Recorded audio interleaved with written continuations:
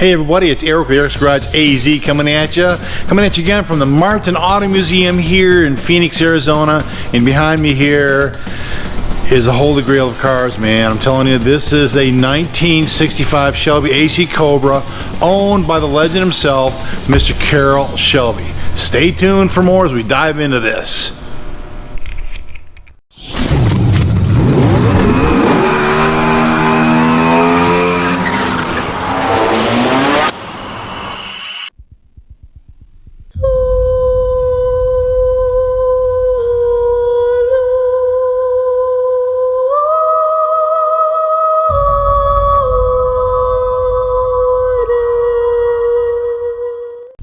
Hey everybody, it's Eric with Eric's Garage AZ coming at you again from the Martin Auto Museum. And this beautiful car that I have circling here in front of me on this rotating display platform is a 1965 Shelby AC Cobra.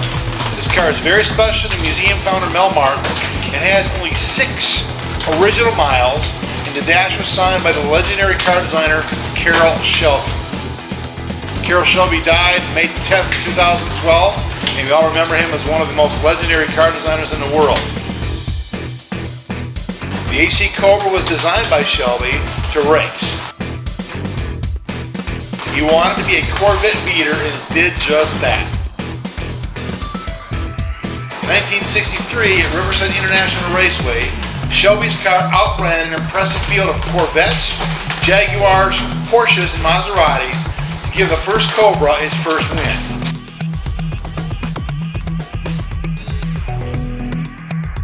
Shelby was an American automotive designer, racing driver, and entrepreneur. In addition to the AC Cobra, he's also known for his involvement with the Ford Mustang, which he modified during the late 1960s and early 2000s.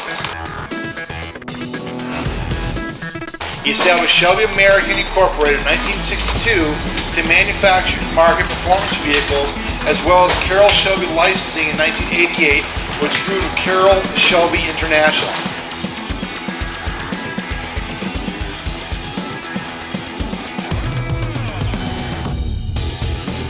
A chapter of Shelby's remarkable life is told in a 2019 movie, Ford vs. Ferrari, starring Matt Damon as Carroll Shelby and Christian Bale as driver Ken Miles.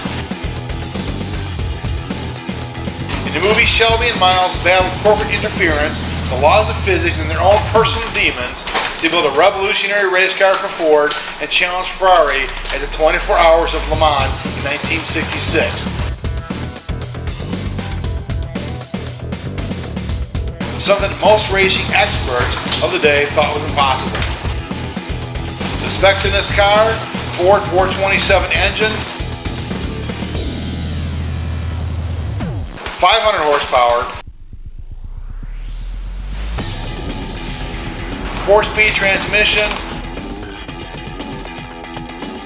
4-wheel disc brakes, aluminum wheels, and a top speed of 164 miles per hour. This is absolutely a gem.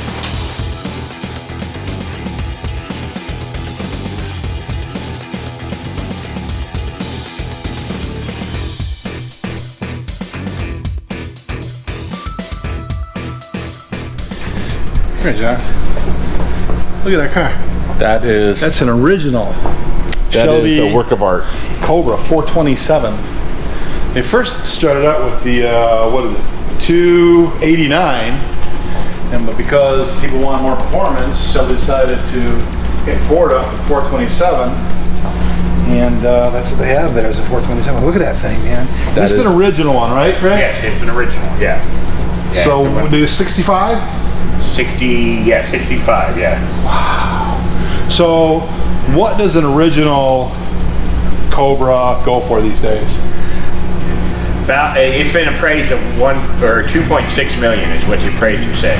Mostly because of the low mileage, and it was only 2.6 million. You're right. And the only other title it ever had was Carroll Shelby's. Wait.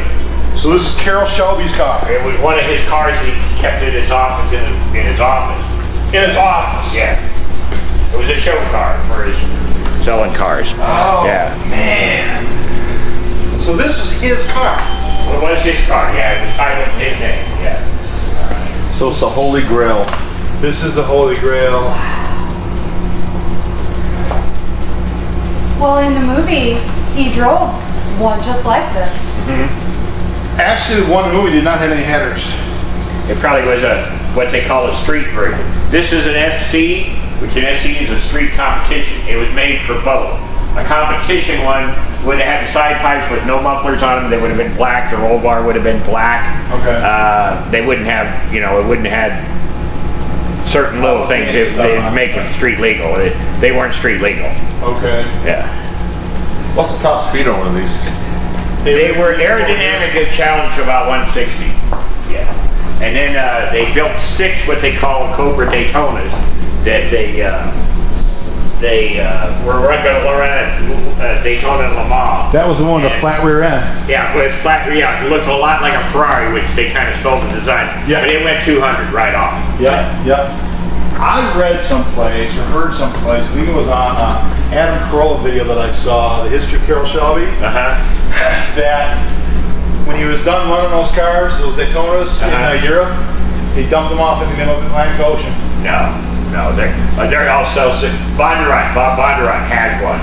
Really? Original one, yeah. Okay. The guy on the Bondurant driver. Yeah, well, I don't. And he was one of the drivers of it. Yeah. Oh, that would make sense. Yeah. Sure. Okay. Yeah, but they're all 6 of them. I think they wrecked one. I think there's 5 of them. No. There's a story about Howard Hughes with that car. When he got that car done to go run Le Mans, it was only like 2 weeks before the race. And they couldn't get him there by boat fast enough. And Howard Hughes said, well, we'll cut a hole inside this airplane. We'll stuff him in there.